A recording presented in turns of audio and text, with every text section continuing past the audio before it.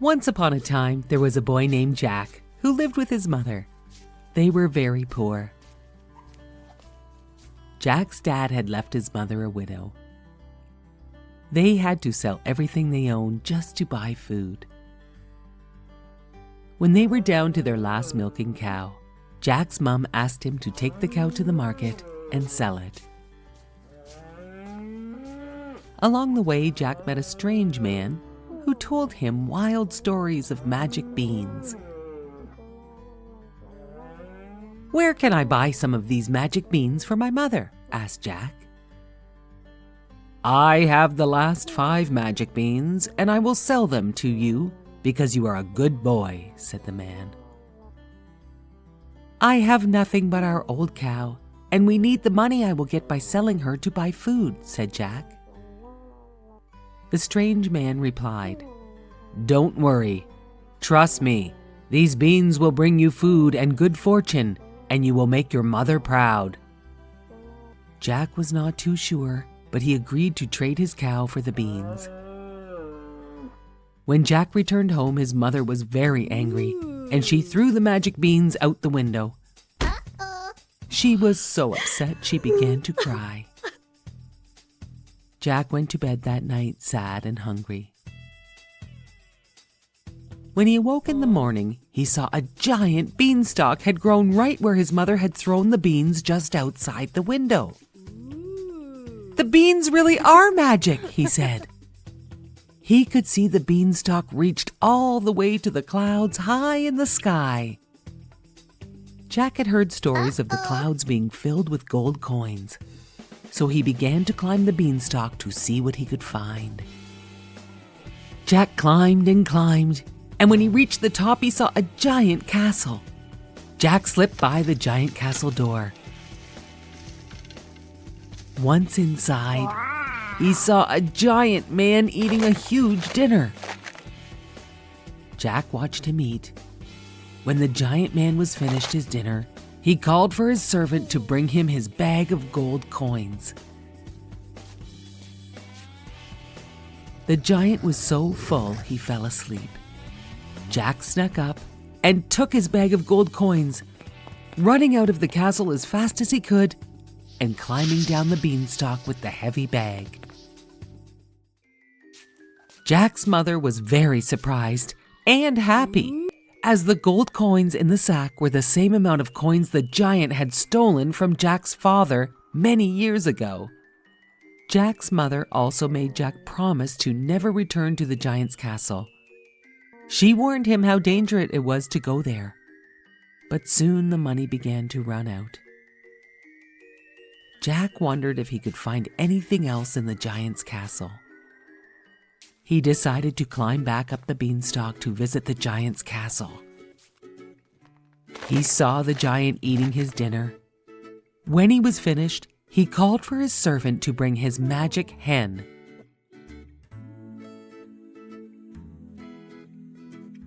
Jack was amazed when he saw the hen lay an egg of pure gold. The giant became drowsy and fell asleep. Jack snuck up and took the hen and ran back towards the beanstalk. When he came home, Jack's mother was upset with Jack for returning to the castle. She grabbed an axe to cut down the beanstalk, but Jack stopped her and showed her that the hen lays golden eggs. Jack's mother was so pleased to see the hen laid one golden egg after another. After some time, Jack was very curious about what else he would find in the castle. So he climbed back up the beanstalk.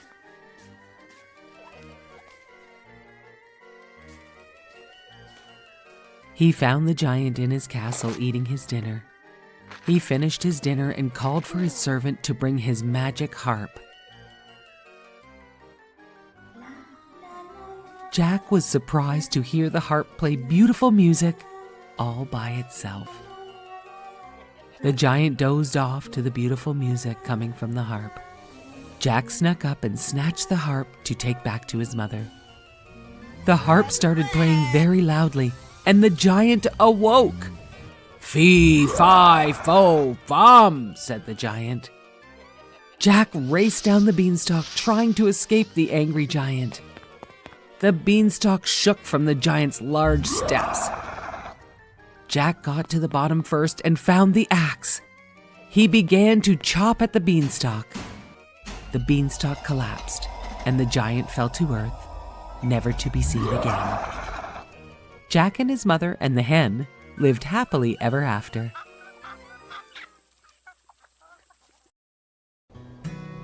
This is the story of Princess Elsa and Princess Anna.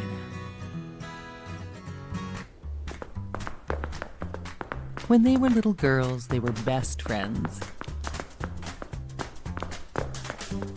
Princess Anna was one of the only people in the world that knew Princess Elsa's secret. Elsa had the special power to make snow and ice. One night, Elsa used her secret power and filled the grand ballroom with snow so the sisters could play.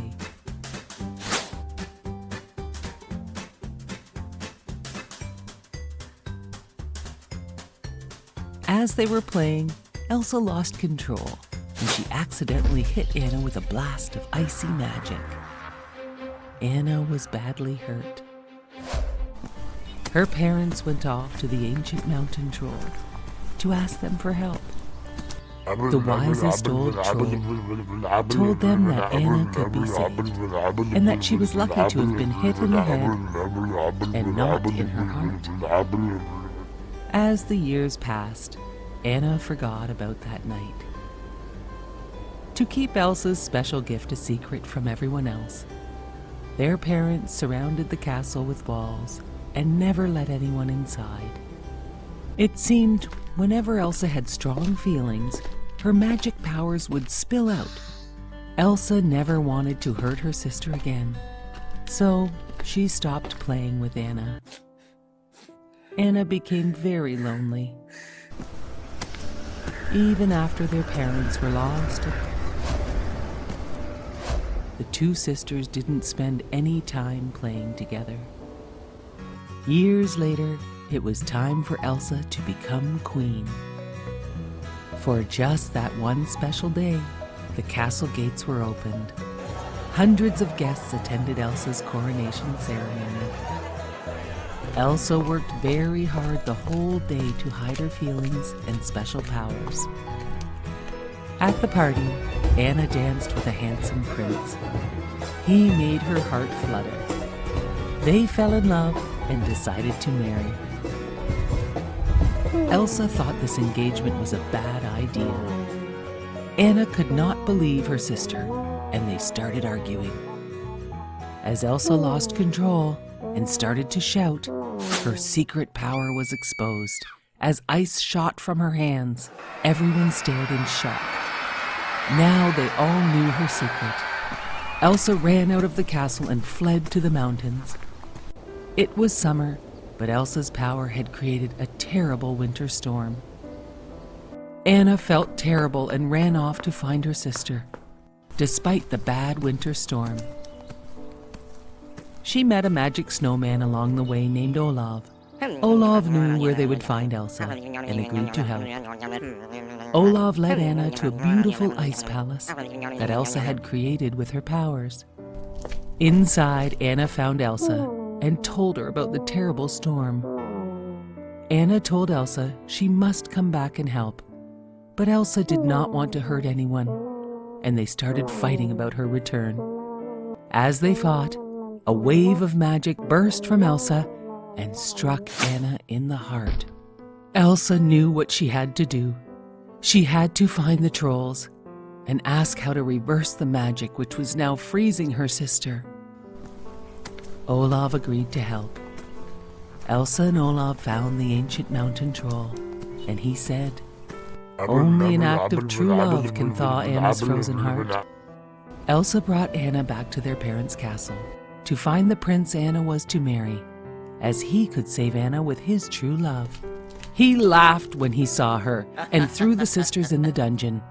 "I only pretended to love her to get the castle and kingdom," said the prince. Afraid and locked in the dungeon, Elsa looked at her frozen sister. All of a sudden, the prince came in with a sword. He swung it at Anna, and the sword shattered on her frozen body. Elsa grabbed her and held her frozen sister tight. And suddenly, Anna began to thaw. As Olaf watched them, he remembered the wise old troll and what he said. An act of true love will thaw her frozen heart. The two sisters' love had saved them and their kingdom. They were best friends again. Even in the summer, Elsa always made Olaf snow so he could never melt. And now the castle gates were wide open. The evil prince was long gone, and they all lived happily ever after. Once upon a time, there was a man and his wife that had wanted a baby for so long, but had never had one. One day, the wife gave her husband the awesome news that they had waited so long for. They were going to have a baby. They lived in a house overlooking a big garden full of fresh vegetables and flowers.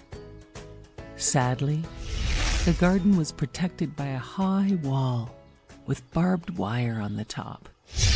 The mighty witch who lived there wanted no one in her garden. Everyone was very scared of the mighty witch.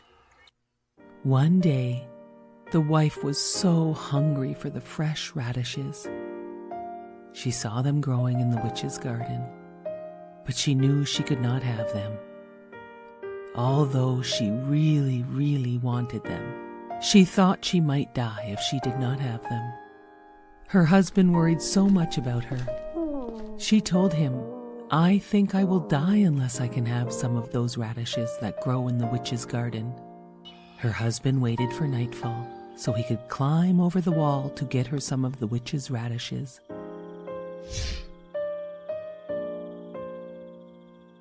He got her some and climbed back over. She made a big radish salad, and it made her feel so much better. But she knew she wanted more radishes. So her husband snuck over the wall at night to pick more radishes. As he was climbing back over the wall, the witch was standing right below him. "How dare you steal my radishes?" said the witch. "My wife thought she would die if I did not get them for her. I am very sorry." "If this is true," said the witch, "you can have all the radishes you want, on one condition. You must promise to give me your child to raise as my own." The man was so scared he agreed to whatever she said just to get away. When the beautiful child was born, the witch came and took her away, just as she had threatened. She named her Rapunzel, which means radish. Rapunzel grew more and more beautiful every day, and on her 12th birthday, the witch locked her up in a high tower deep in the woods. The tower had no stairs, no door, only a small window. Rapunzel had beautiful long hair that had never been cut, and when the witch wanted to go up to see her, she would cry, "Rapunzel, Rapunzel, let down your hair." The witch would climb up her hair to see her. This went on for years. One day, a prince was riding by the tower and heard Rapunzel singing. He looked at the tower but had no idea how to get in, so he left. But he came by the next day and saw the witch crying, "Rapunzel, Rapunzel, let down your hair." And he saw the beautiful girl who sang, let down her hair for the witch to climb up to see her. The prince returned at dusk and cried, "Rapunzel, Rapunzel, let down your hair." Rapunzel could not believe it when the young prince appeared, and it was not the witch. They fell in love at first sight. They made a plan for Rapunzel to escape. The witch found this out and cut off Rapunzel's hair and hid her away far from the tower. That night, the witch waited for the prince. He cried, "Rapunzel, Rapunzel, let down your hair." The witch threw out Rapunzel's hair, and he climbed up. To his surprise, it was the witch, not Rapunzel. The witch cursed him. "You will never see again." And with that, he was blind. For some time he wandered the forest, hoping to hear Rapunzel singing again. And then, one day, he heard her singing. He followed her voice and found her. They hugged and Rapunzel cried, so happy to see him again. One of her tears fell on his face, and a miracle happened. He could see again. "Oh, I am so happy to see you again," said the prince. And then another miracle happened. Rapunzel's beautiful hair grew back, as long and shiny as it had been. The prince took Rapunzel to his kingdom far away from the witch, where they lived happily ever after. Simba the lion carried a heavy burden for such a young lion, as he thought he was responsible for the death of his father.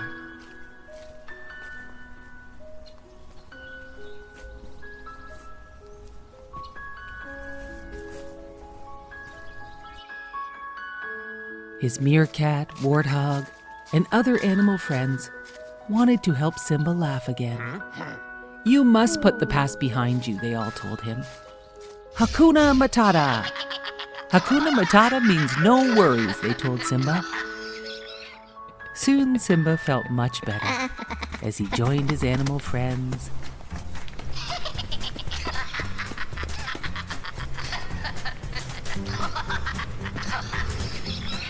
Swimming in the river and enjoying nice long days. As long as Simba did not think about his father's death and the painful memory of his Uncle Scar, telling Simba that he was responsible for his father's death. Scar had told Simba to run away. Simba felt like he was always running away. One day, while playing, a beautiful lioness chased Simba's friend the warthog. She wanted to eat him. The warthog was very scared. Simba saved his warthog friend and then realized the lioness was his old best friend from childhood, Nala. Simba had run away from his pride land so long ago. Nala and all the lions and all the other animals missed him very much, and she told them they needed Simba to save them from Scar and the hyenas. They were destroying the pride lands. "Please come home," asked Nala. "You are our only hope." Simba was not yet ready to return, and he sat and talked to Nala all night, and they kissed and had a private embrace. "You can't change the past. It's all my fault," said Simba as he walked away from Nala. Close by, a wise baboon called out to Simba. "You're Mufasa's son," he reminded Simba. "He lives in you," said the old baboon, and he reminded Simba of that. The baboon led Simba to a pool of water and told him to stare hard at his reflection.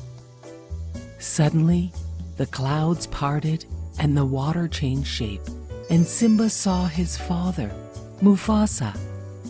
"Remember who you are," Mufasa said from the stars.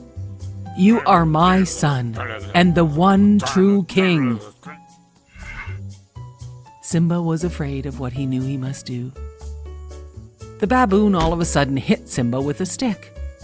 "Why did you do that? It hurt," asked Simba. "Doesn't matter. It's in the past," said the baboon as he tried to hit Simba again. Simba ducked, avoiding the hit. "See," said the baboon, "the past can hurt, but you can either learn from it or run away." Simba understood this lesson and decided to return to his father's land, to save it from the hyenas and challenge his Uncle Scar. "I must fight for this, or who will?" "We will," answered Nala, the warthog, baboon, and meerkat. "We are with you until the end." They followed Simba to the Pride Lands and fought a big battle with the hyenas.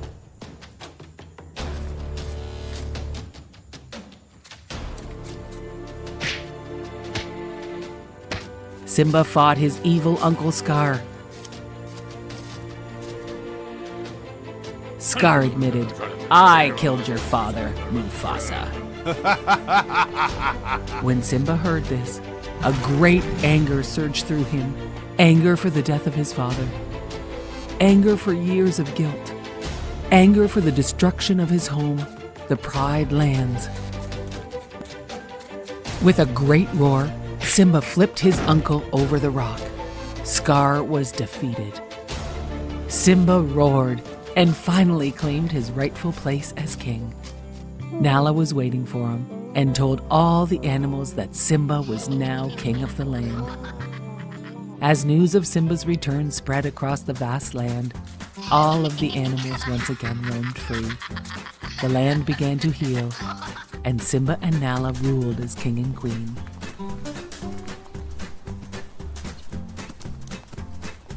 Simba and Nala started their own family and lived happily ever after.